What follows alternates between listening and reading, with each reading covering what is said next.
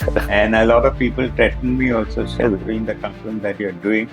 And then one really took off against them, and the cartoons that I did came up in the assembly. And it did make an impact. So I felt very strongly that here was something that I was doing.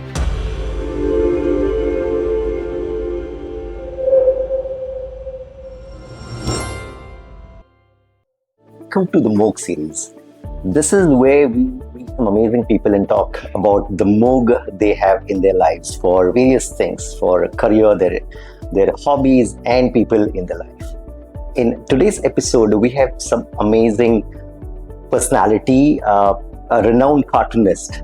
Now, let me give a little more information on this person.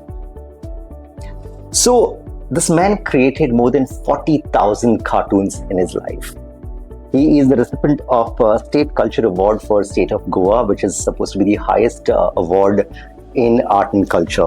He was also invited to hold an exhibition in House of Commons in England in 90s. He was awarded among 60 European cartoonists in 90s, again in England. He published 6 books. Today we have with us Alexyz. Alexyz, welcome to the Moog series. Thank you. So, Alexyz, there is a question a lot of people ask me, please ask him this question. What's with Alexyz? I think it's Alex Fernandes, what is it? Alex Fernandes is the most popular, most common name in Goa, maybe. And especially in where I stay in Seoul, we have 3 Alex Fernandes. Okay. So the name Alexyz, I got when I was in Bombay. I was in advertising too. And at that time there was this movie called Zorba the Greek, Anthony Quinn. I don't know if you remember. I remember the name of the movie. I do not remember the character or the actor. His name was Alexyz Zorba. Okay. It's a Greek name actually. And in the office, then they started calling me Alexyz because in some way, I think I related to Zorba the Greek in the movie. And so that name stuck. But it was after about 7-8 years that after I left advertising, got into teaching, and then I decided that I would do cartooning. And that is the time I said instead of just saying Alex Fernandes as the cartoonist, I said I would put an XYZ to my name. And that is how I got Alexyz to my name. So Alexyz, can you just probably share with us that moment of realization when you realized you want to be a cartoonist and you can really draw some amazing cartoons? Tell us about that moment in your life. It's a long story actually. We have time. My initial aim, my ambition, my dream was to be a football player actually. I was a very good football player in my school in Dr. Antonio da Silva High School in Bombay, Dadar. I played for the school and I almost represented Bombay. For the junior trials, I was kicked on my knee at that trial and carried off the field actually, and that was the end of my football career and whatever dreams I had of being another Pele. So after that, I got into several jobs. I didn't know what to do. I was a typist, I was a stenographer, I was a shop assistant, I was a storekeeper, and then I joined St. Xavier's College, Bombay. As what? As a student. As a student, okay. Yeah. And that was the turning point in my life, I would say. Because St. Xavier's College for me was not like any other college. The experiences I had, both emotional, psychological, changed my life completely. In St. Xavier's College, I was very involved with all the activities, especially the extracurricular activities. Traveled all over India in social work camps, in leadership camps, and that is where the transition took place. But even then, after that, I was not very sure. So I did a course in advertising and public relations, I got into advertising. I was a copywriter before I finished my course. I think I may hurt a few people's feelings, but in advertising, I realized that it was a kind of a con game. You've got to tell 100 lies to sell a product. Well, yeah, I mean, not really. Yes and no. Yes and no. But I was not very happy doing that. And then we were selling products like cosmetics and clothes. And I thought I was not making, this is not for me, I said. How long can I do it? There was a lot of money and there was a lot of glamour in it. Right. And I worked with some of the most brilliant minds during that time. Arun Kolarkar, the poet, art director. There was Kiran Nagarkar, who was an author later on. And K.C. Katrak, the director of MCM, Mass Communication and Marketing. They were all big guys, actually. I was junior. But I realized that advertising is not for me. So where did this, you got to know that you can actually draw some great cartoons. There is always that, probably there are times, maybe when I was young, I realized, okay, there is something that I can actually do. Maybe I can sing. So when is that you actually came to that point, oh my God, I can actually draw something really well, in cartoons. So what happened was, after my stint in advertising, we were a group of friends from St. Xavier's College. We all came and settled down in Goa. I have a friend, a lot of people know about him. He's an activist, Claude Alvarez, and his wife, Norma Alvarez. We were all friends in college. So Claude did a course in Holland. Okay. And he managed to get aid from agency in Holland. And we had this huge farm in Valpoe.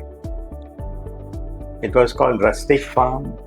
And we used to work with the tribals there. I think in the 70s, we were maybe the first NGOs in Goa working with the local people. Right. So that experiment for me lasted about 7-8 years. I was teaching then. We had an alternate school called Happy Learners, where we did experimental teaching. But I thought, to a certain extent, I was not making an impact as a person, not reaching out to people.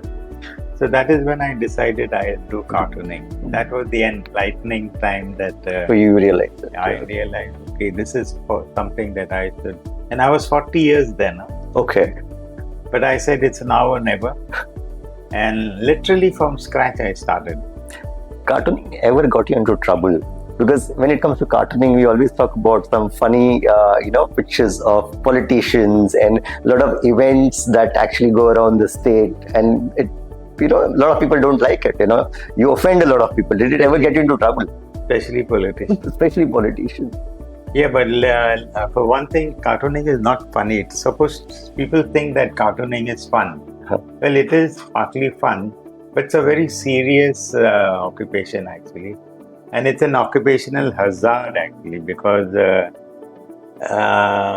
kind of work you do in the newspapers, in the media, reaches out to all sorts of people. Correct. And you're scrutinized. Every line, every word that you draw and you put on in your cartoon is observed. Right. And especially politicians. And as a cartoonist, you're always in the opposition. Correct. Because politicians, before elections, they promise you the world, and after the election, the world is theirs. They forget their promises. So you're always opposing them. You're always saying something. And if you have the freedom to do what you think is right, though he may be a chief minister, he may be whoever, and use that freedom, then you get on the wrong side of these people. And it has happened to me several times. Especially during the Konkani agitation. Yes, okay. I don't know if you remember the Konkani agitation. I do, yes. And that was the time that we all fought to make Konkani the state language. Though Konkani is being spoken by most of the people. Correct. It's still not a state language in the real sense. It's not used officially. So our newspaper, that was Herald, just started off then, just took off then, and I joined them. And they took this statute and Konkani as a plank to take off. And the editor then, Rajan Narayan, gave me as much space as possible. I used to do 6-column cartoons, 8-column cartoons, a full page of cartoons. I even used to draw people, going for morchas from all the 8 pages of the paper at the bottom spread. I used to draw people going for the morcha. Okay. So I was given that much space. And it did make an impact. So I felt very strongly that here was something that I was doing. But it was not an easy ride actually, because again, as you say, I ruffled a lot of feathers. You did, right? And a lot of people threatened me also, doing the cartoon that you're doing. That was one instance, but there was another instance where there are several instances, especially during the Konkani agitation in the assembly. The ruling party was against Konkani. And then one really took off against them, and the cartoons that I did came up in the assembly. And there was a debate on it, there was a fight on that. Yeah, and they almost wanted to put us behind by the editor. And I remember doing a cartoon about the editor and me behind. Not really behind bars, but we challenged them okay. to put us behind bars. Nothing happened. So do you think this cartooning, we don't really see much cartoons actually nowadays, at least in Goa, in the newspapers. Do you think this whole industry or this part has changed over the years? What it used to be when you started and it's today? I don't really see many cartoons, talking about the issues, real issues nowadays. Well, the scene has changed, the cartooning scene has changed, not only in Goa, I think, but all over India. I think it's got to do with the political situation and the people in power. They don't want to be criticized. And the politicians don't have a sense of humor. True. It's very sad actually, because they don't like criticism. And I don't know whether you've observed that most of the papers today are bought by the industrialists. Correct. And the industrialists are mainly pro-establishment. Right. So they don't give you that freedom to do what you want to do. So the fun from cartooning is gone now.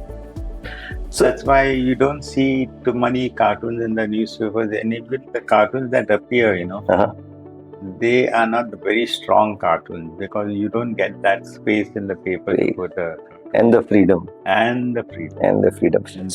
So apart from being a cartoonist, you're pretty well known for a lot of social work that you do, a lot of work that you for social cause. I remember you mentioned last time in the conversation that you also do a concert in Sholem, around Beethoven. Can you tell us a little about this concert that you actually initiated? We have the statue of Ludwig van Beethoven. I don't know how many people know about Ludwig van Beethoven. He was one of the German composers, and we have a statue, a life-size statue of his in Sholem. And it is the only life-size statue in Sholem, in Goa, in India, in Asia, this part of Europe. Nice. And I have a friend in Vienna, my college friend, Marielena Fernandes. And she comes to India very often. She performs in India. And once when she came to perform in Goa, she came and stayed with me. And I told her, see, there is this statue of Beethoven. Would you like to see it? Then I took her and showed her the statue. And she almost cried, because it was in a very dilapidated state. Yeah, so it was very sad to see that. And she said, Alexyz, I must come and perform in this place. This statue was standing in one house. It belonged to one guy called Pintas Shapai. Villa, that is. And his son was based in Brazil. And he was a Goan, married a Russian lady. But he was very fond of Beethoven. So when he came back to Goa, he built a statue, for his love for Beethoven. And then he died. And this poor guy is still standing there, the house is closed. And And when I took Maria Elena, she said, I must come and perform. And that was about 20 years back. Ever since then, she has come and performed round that statue about 5 times. Wow. And how, for how many years back to back you've been doing this concert?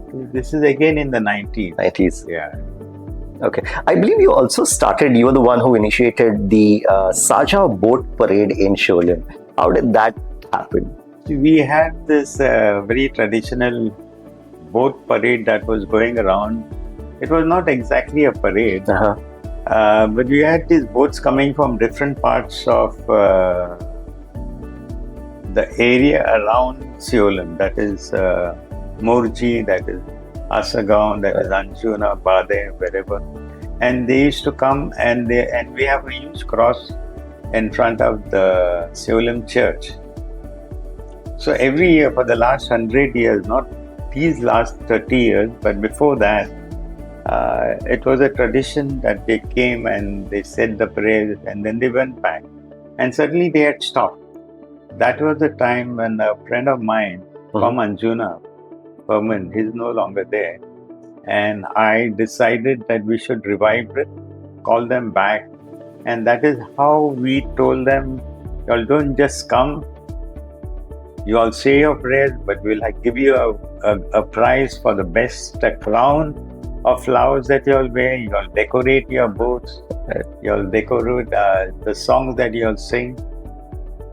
And that is how, after 1-2 years, suddenly it gained momentum. And today it is such a big event. We have 5,000 to 10,000 people coming, and it's on the calendar now of the tourist department.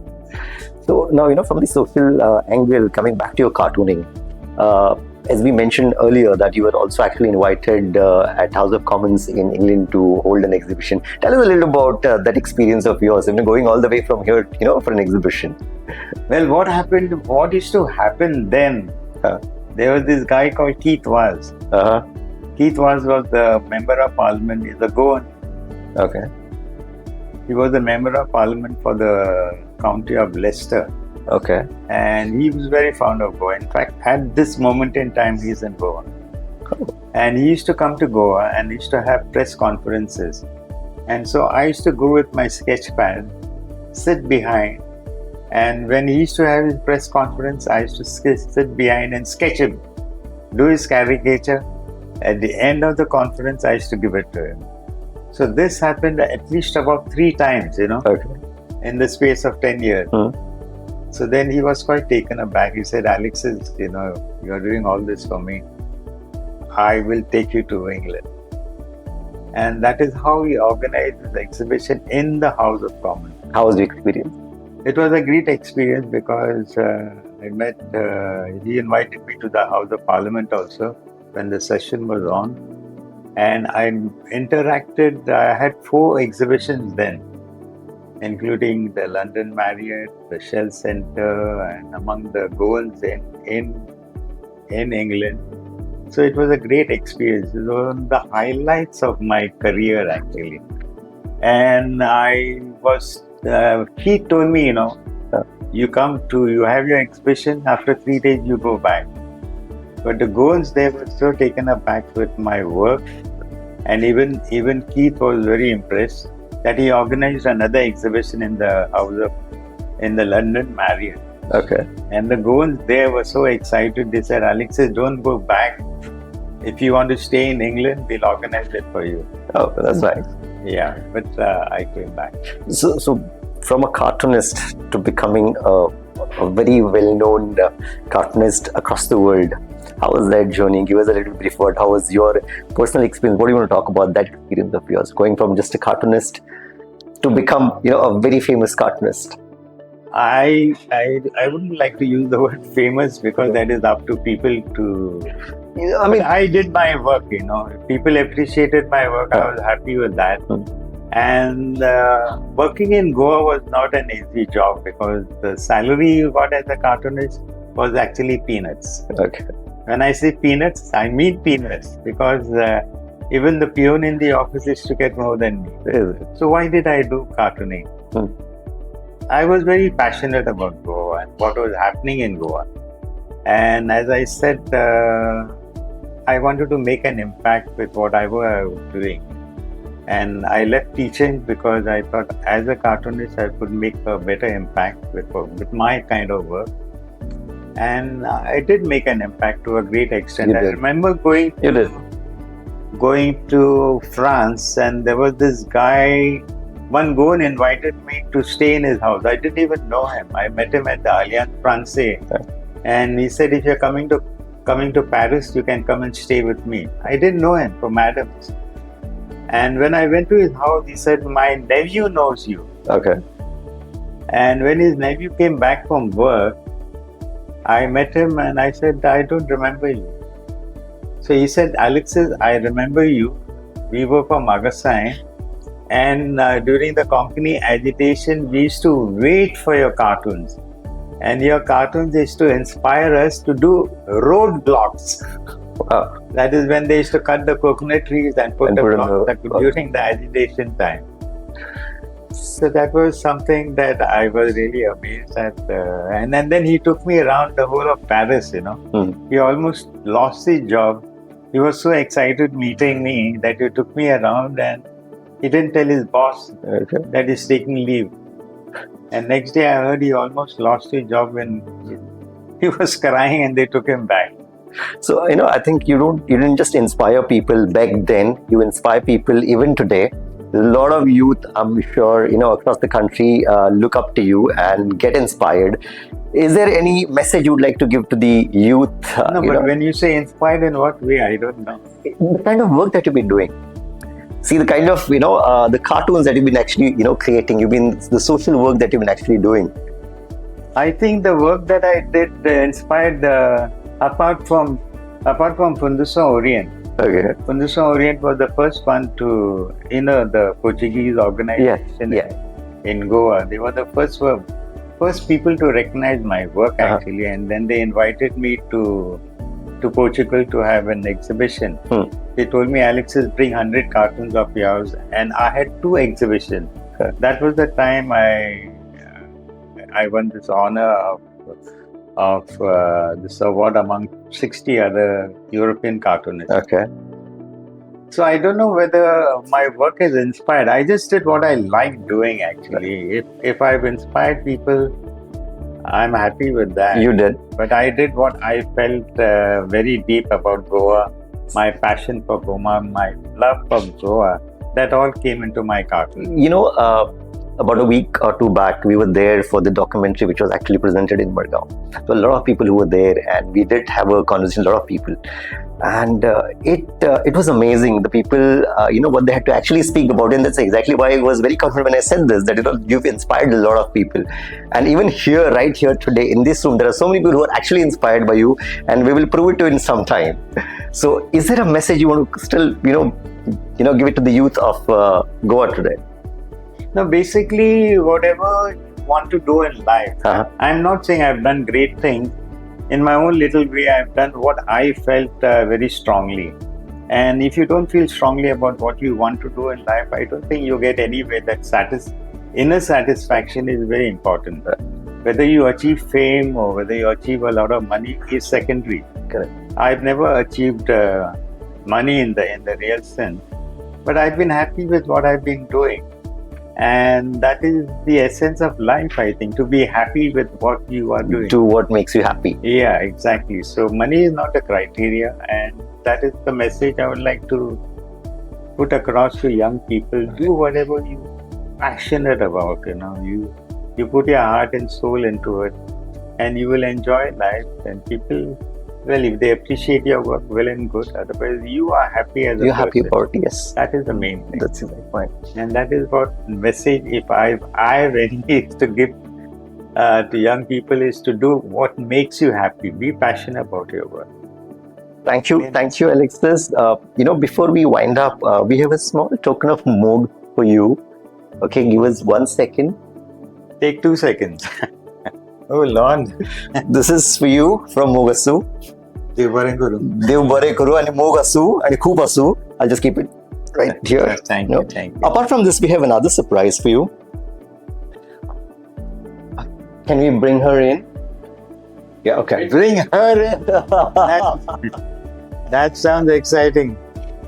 Alexyz, just a while back, I told you inspire a lot of people. There are already people waiting to meet you, and there is somebody who's here. When she actually got to know that we are, Alexyz is going to be here, she said, "I want to be there," and she's got something for you. Ruchi, please. Ruchi. Oh, Can you show to the camera? oh, wonderful. So that's Ruchi. Thank you, thank you, thank you, thank you. So Thanks, Ruchi. We did it now? Yes. Oh, yes, she was sitting there and doing it. oh wow. That's Please. nice. Beautiful. Thank you. Keep it. You keep it with me. Yeah. So you sign and give it to me, man. I want your autograph. I have a message for the audience of Moog. And this is the message that we need to spread laughter in this little sad world of ours. And the best way to spread laughter is you first join your hands. Come on, Suraj. Join your hands. And Okay. everybody, wherever you are, join your hands. Put your hands up together. Take a deep breath. Go down.